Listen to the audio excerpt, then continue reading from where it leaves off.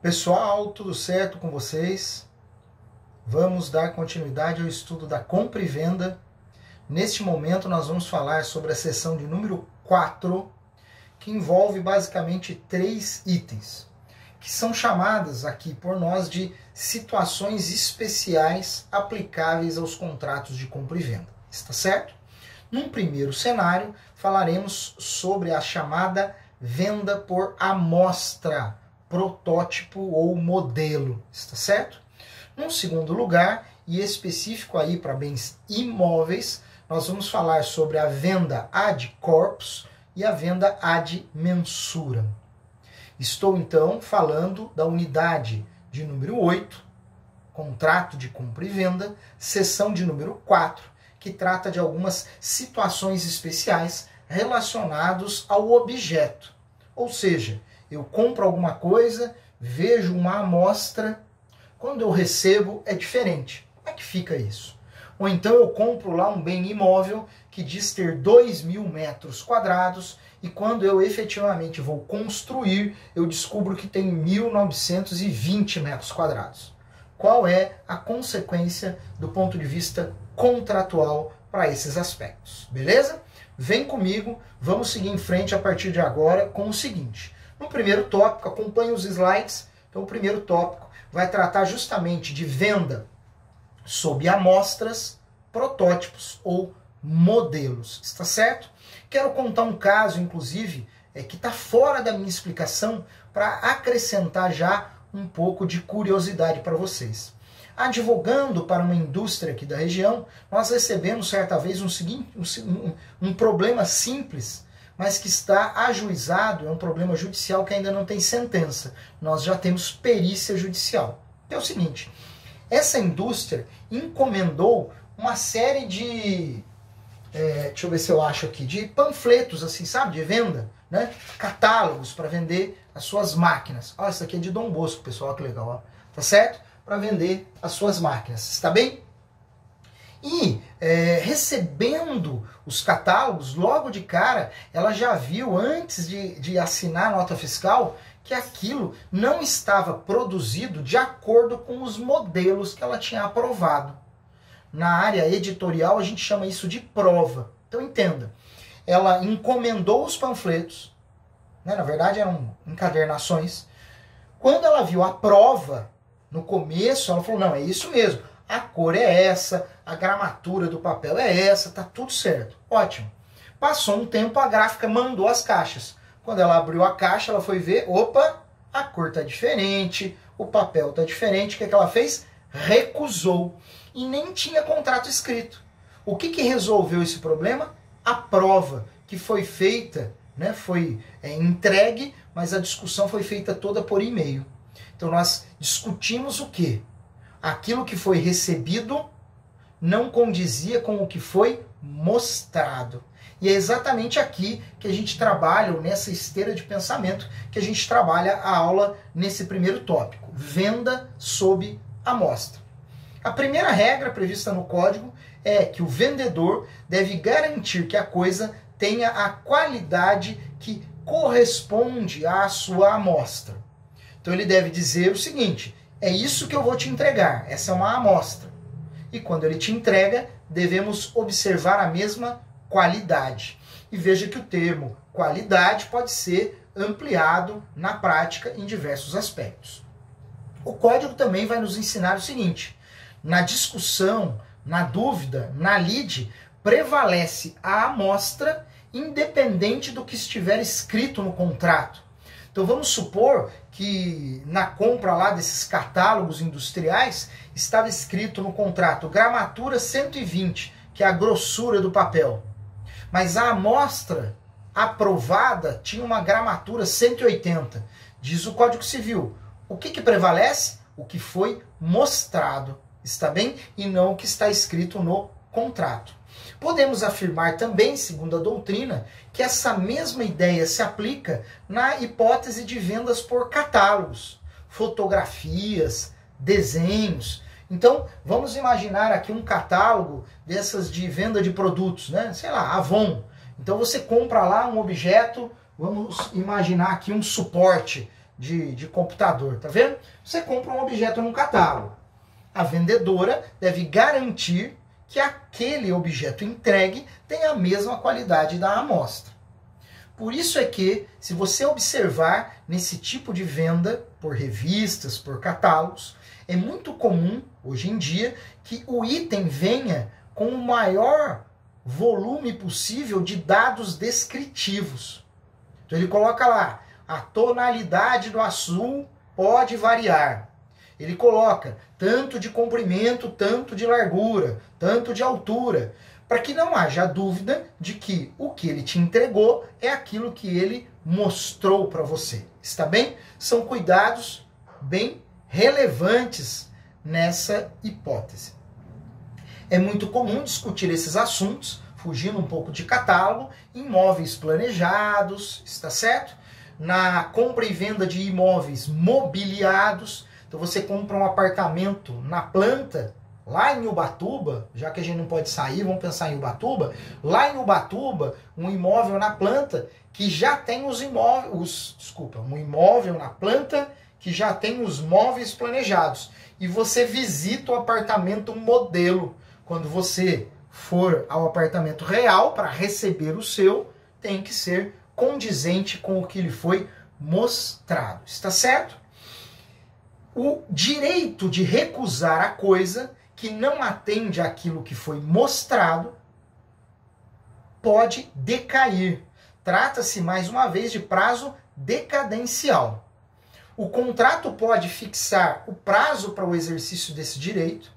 Por exemplo, receba a coisa e devolva em até 5 dias, se não for aquilo que você comprou. Suponha, 5 dias, prazo decadencial.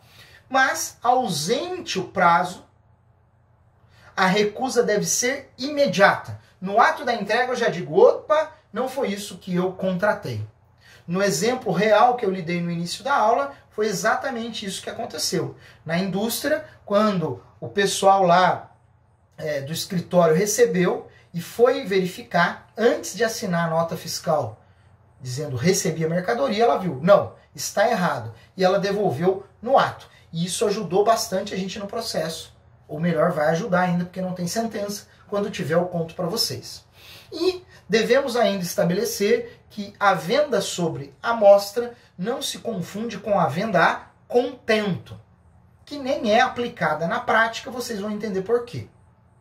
Na venda sobre amostra, o critério é objetivo. Eu vendi conforme essa amostra, eu te entreguei exatamente igual. Beleza. Na venda a contento, o comprador, independente do que lhe foi mostrado, o comprador pode dizer, não gostei da coisa, devolvo. Poxa, tem um caráter subjetivo e por isso que na prática não é tão aplicado. Está certo?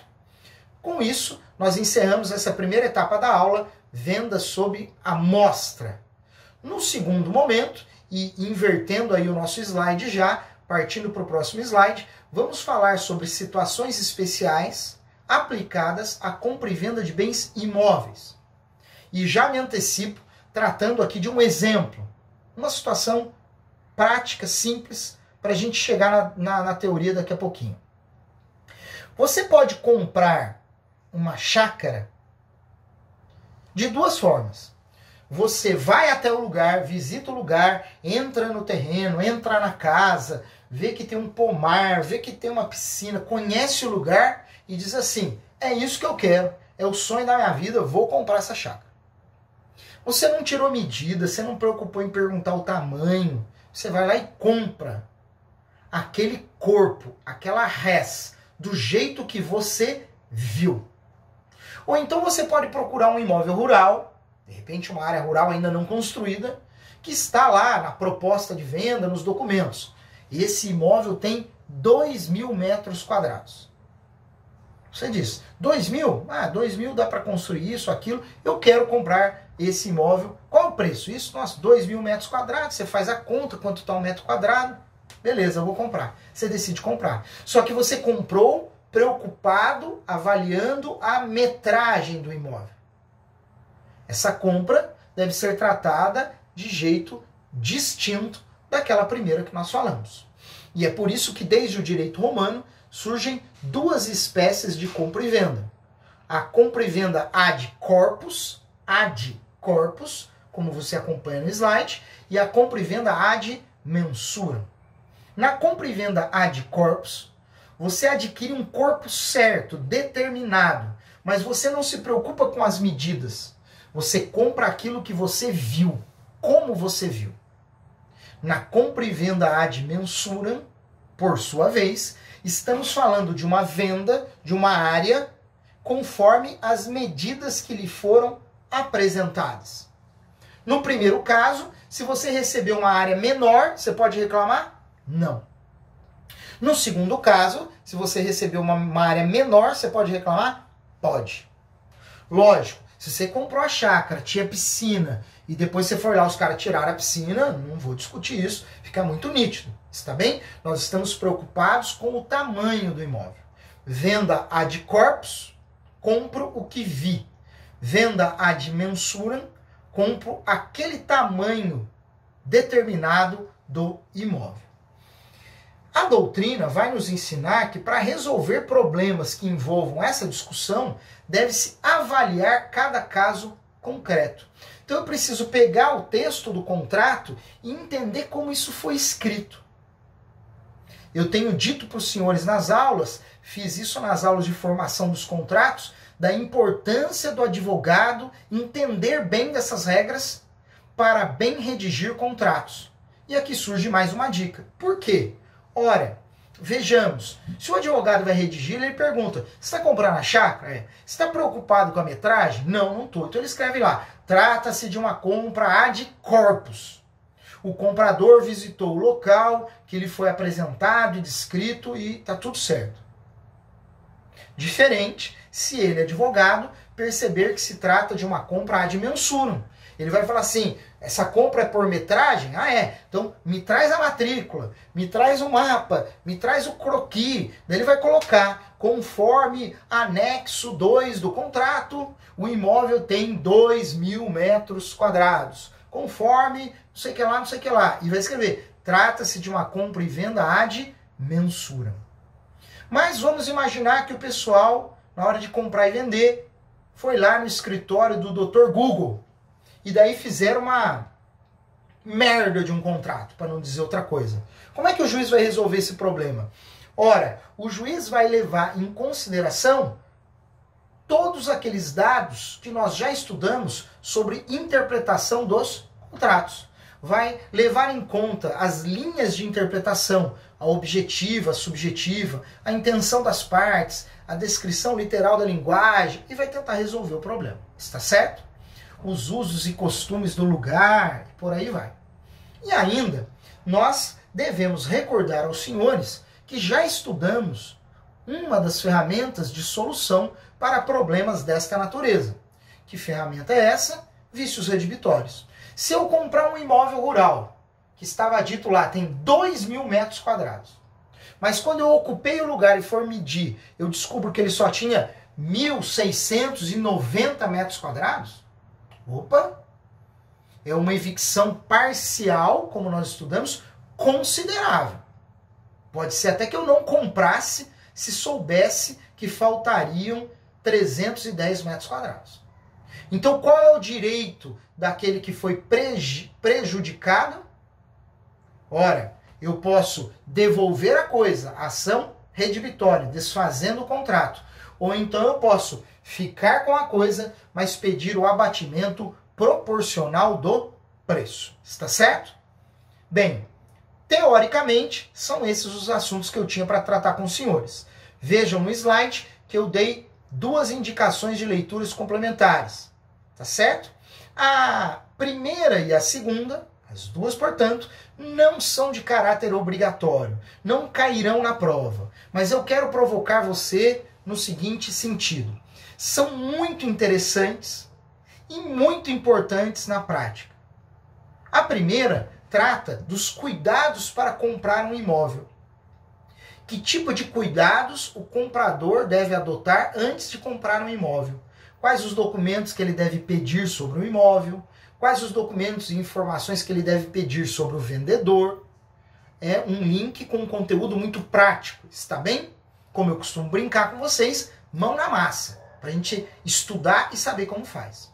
E o segundo link é sobre uma legislação de direito imobiliário que é mais especializada no assunto, por isso que ainda não faz parte da nossa disciplina, que trata das regras de resolução ou de rescisão dos contratos de compra e venda de imóvel na planta. Suponha que alguém compra um apartamento na planta, o prédio ainda será construído, ele vai lá e compra. Estávamos vivendo há décadas muitas discussões judiciais sobre o seguinte: se eu desistir desse contrato, qual é o valor da multa que a construtora pode reter? Ela pode reter também alguma taxa de administração por conta de tudo que ela já fez até aquela data? Essa nova legislação trata exatamente desse tema, ou seja, regras de rescisão de contratos de compra e venda de imóvel na planta, beleza? Especificamente, comprar um imóvel que ainda não foi construído, coisa futura, como nós vimos em aulas recentemente. Está bom? Beijo no coração, vão com Deus. Eu vejo vocês no último tema, contratos internacionais. Um abraço, pessoal.